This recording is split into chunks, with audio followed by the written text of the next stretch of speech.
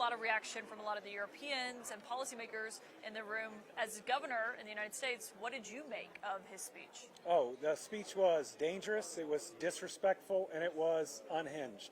You saw him calling into question alliances that have kept our world stable for my entire lifetime. You saw him make fun of world leaders in the room who we call friends. You saw him ramble on in stories and even try to do voices. I mean, this is really concerning, and for the United States, frankly, embarrassing. Did it reassure you at all that he said he would not use military force? So he basically made the argument that he could, that he would not use military force to take Greenland? He spent probably a quarter of his speech talking about our military might, talking about different things in recent operations in Venezuela, saying maybe others should think about doing things like that too because of the bargaining that comes after it. No, I think leaders are leaving more concerned after that speech than ever before, especially in the way that he talked about Greenland that apparently was so important to him. He called it Iceland numerous times. Yeah, you called it Iceland maybe 4 times. What have you been hearing from people who are here attending Davos, whether that is world leaders or others, in terms of their thoughts on the president? It's devastating to our European and Canadian allies. We've gone from leader of the free world to the bully on the playground. President walking around with his aides saying we can do something simply because we have the power to do it, and that somehow justifies it. These are countries that have looked up to the United States for so long, that we have provided leadership, been a bastion of democracy, and look at how this president is talking about our friends and our neighbors. Just think about the close relationship with Canada.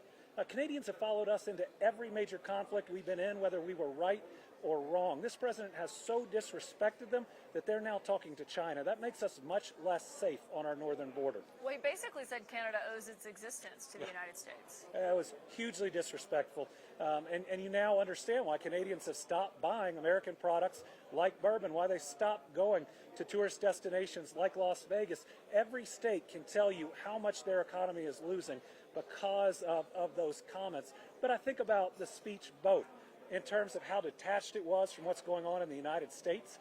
He claimed that inflation was under control, that our economy was doing great. So that is not understanding or acknowledging the financial insecurity of our families. But then he makes our country less secure based on calling into question global alliances that the rest of the world needs to believe that we are 100% committed to. What message do you think it sends when he says that the 2020 election was stolen and that prosecutions are coming in the United States? One, that he can't get over it. He lost. He lost. Move on. You're president again. And second, that he's weaponized this DOJ, but judges are going to continue to throw it out. And he doesn't seem to recognize that every time we go to court when he does an illegal action, we win. And that's another loss for Donald Trump. It's another example of violating the law. It's another example of him violating his oath of office that I'm pretty sure he put his hand on a Bible when he took. Can I ask you one last question?